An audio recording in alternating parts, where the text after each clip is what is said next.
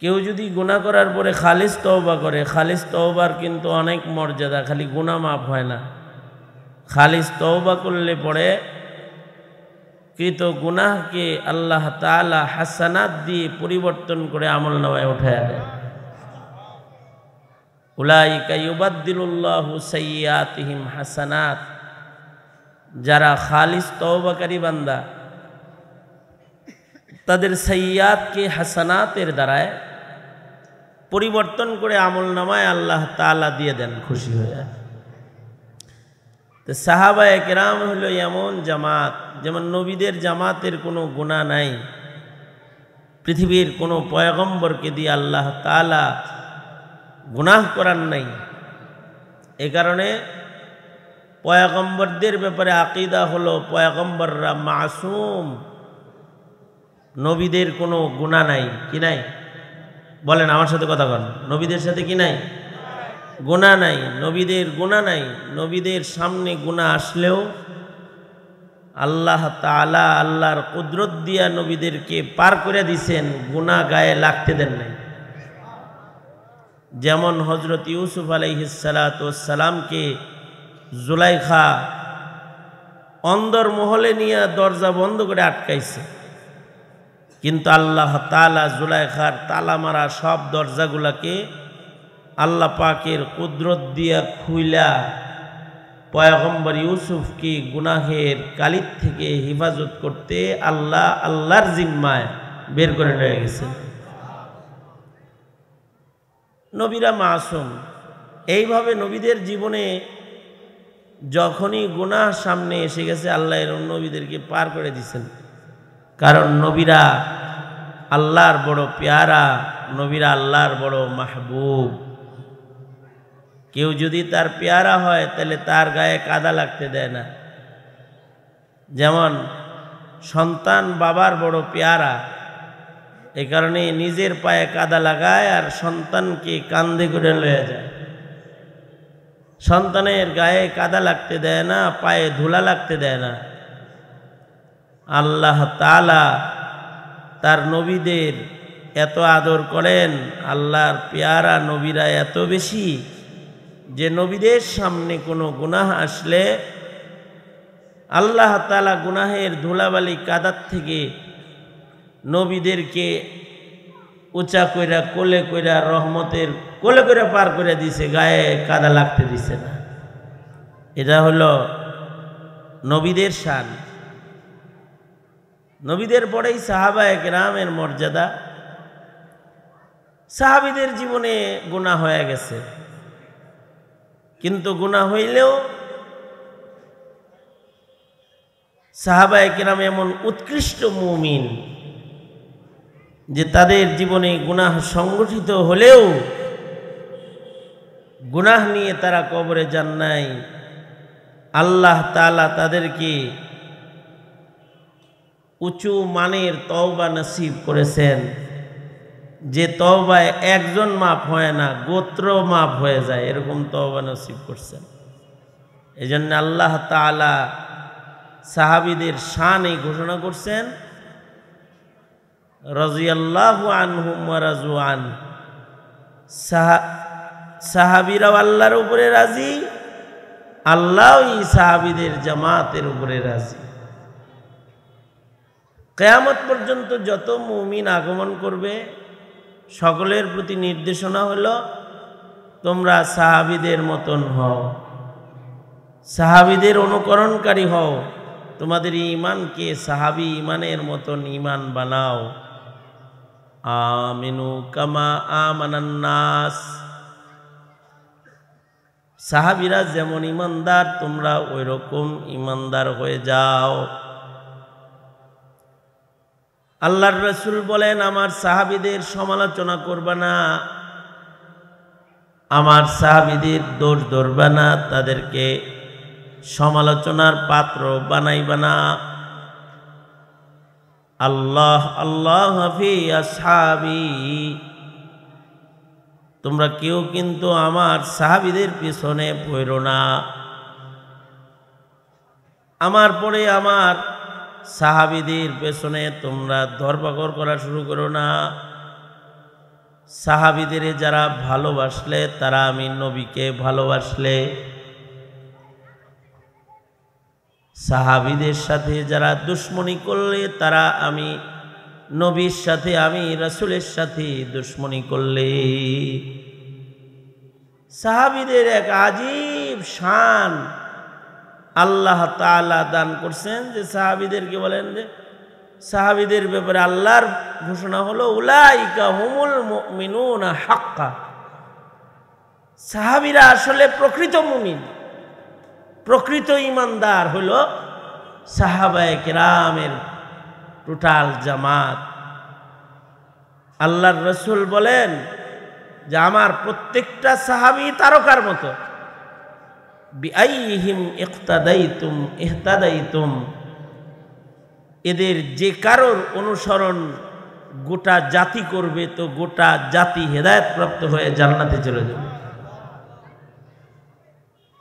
সাহাবায়ে কেরামের জামাতের ভিতরে সবচেয়ে বেশি দামি হলেন আবু বকর আর ওমর, শাইখাইন রাদিয়াল্লাহু আনহুমা, যারা নবীজির পাশে শুয়ে রয়েছে। নবীজির পাশে শোয়ার সুযোগ পাওয়া এটা কি ছোটখাটো কোনো বিষয়? নবীজির কবরের সাথে কবর যাদের, নবীর কবরটা তো জান্নাতের মাটির ভিতরে, আল্লাহর রাসূলের কবর, কবরের মাটি আল্লাহ পাকের কাছে আল্লাহর আরশের চেয়ে বেশি দামি। এই রকম মাটিতে যারা ঘুমানোর সুযোগ পায় নবীর সাথে, তাদের দাম কিরকম? কতটুকুন মাহবুব হইলে কবর থেকে আওয়াজ আসে, আমার আবু বকর আমার হিজরতের সাথী, আমার জিন্দেগির সাথী, আজ থেকে আবু বকর আমার কবরের সাথী হবে, তাড়াতাড়ি নামায়া দাও। দাফনের সময় এরকম আওয়াজ রওজায়ে আতহার থেকে বের হইছে। এই রকম যে হযরত আবু বকর সম্পর্কিত আল্লাহর রাসূল সাল্লাল্লাহু আলাইহি ওয়াসাল্লামের সাথে আবু বকরের রঙের মিলটা, এটার বর্ণনা হলো নিসবতে ইত্তেহাদি, অর্থাৎ আবু বকর হলো হুবহু আল্লাহর রাসূলের ফটোকপি, হাইয়ান মাইয়িতান, জীবিত অবস্থায়ও নবীজির ফটোকপি, মরণ পর্যন্ত, মৃত্যুটাও নবীর মতন মরণ হয়েছে। নবীজির মৃত্যু ২০ যন্ত্রণায় হয়েছে, আবু বকরের মৃত্যু ২০ যন্ত্রণায় হয়েছে। একেবারে টোটাল হায়াতটাই আবু বকরের আল্লাহর রাসূলের সাথে মিল, নিসবতটা ইত্তেহাদি নিসবত, শুধুই মাত্র সিলের ব্যবধান। নবীজির সিল হলো খতমে নবুয়তের সিল, আর আবু বকরের সিল হলো সিদ্দিক আকবরের সিল। নবুয়তের সিলটা খালি নাই, এছাড়া নবীজির হুবহু রঙে রঙিন হইলেন হযরত আবু বকর।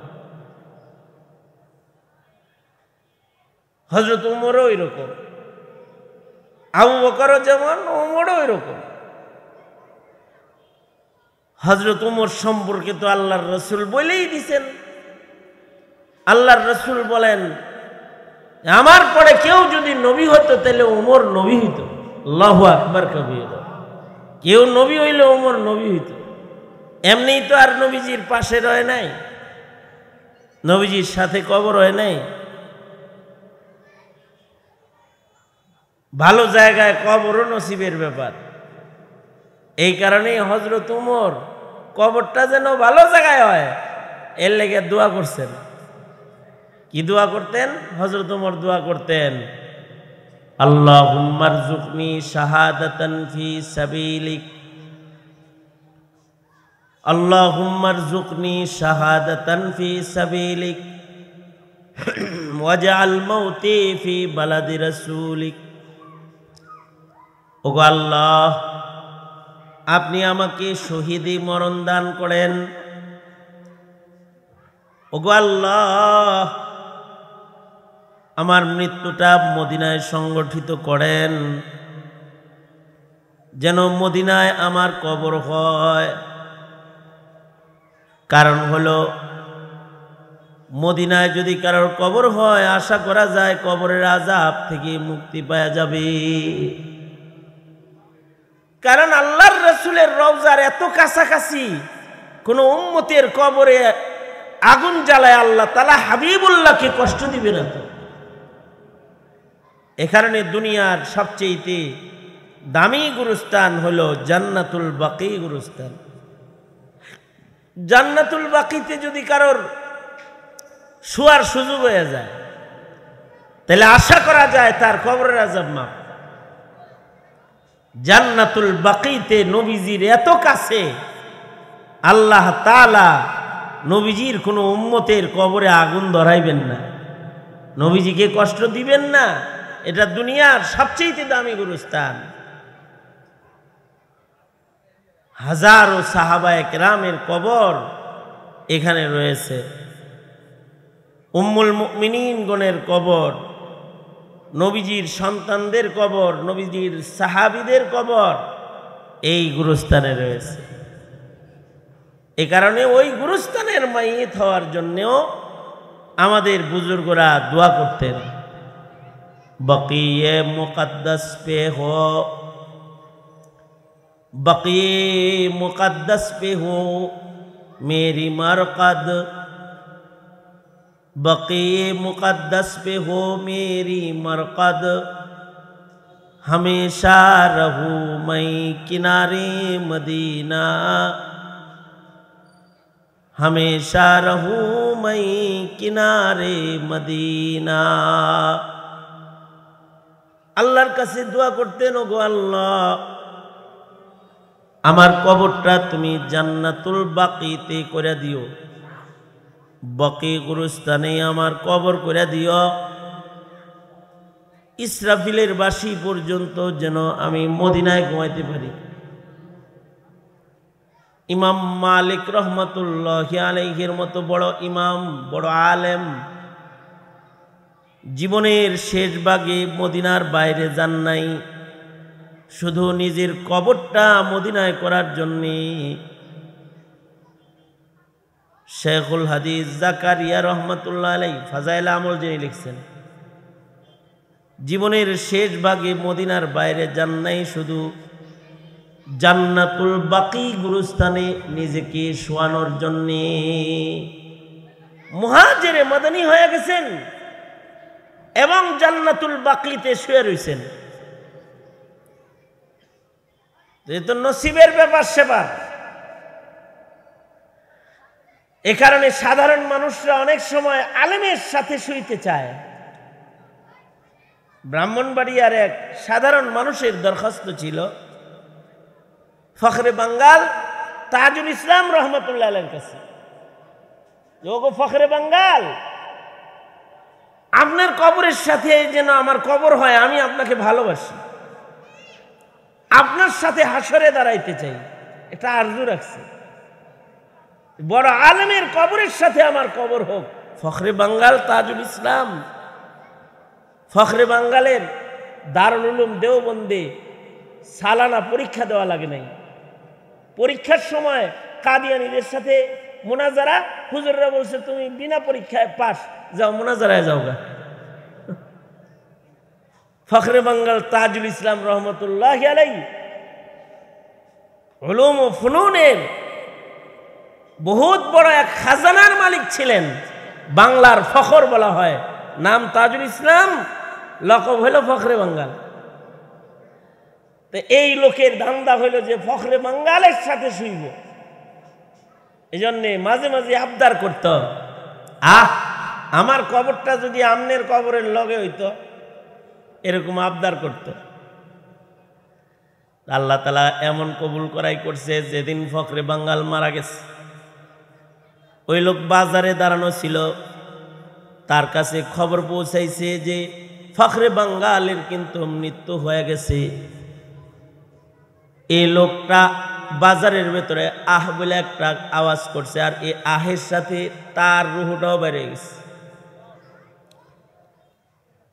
লাখো জনতার সাথে ফখরে বাঙ্গালের সাথে একসাথে তার জানাজা হয়েছে। এবং একসাথে দাফন হয়েছে। আল মারউ মা মান আহাব্বা, আসলে মোহাব্বত যার যার লগে হয় আল্লাহ তাআলা তো তাকে তার সাথে হাসরে দাঁড় করাবে, কবরেও তাকে তার কাছাকাছি জায়গা দিয়ে দেয়।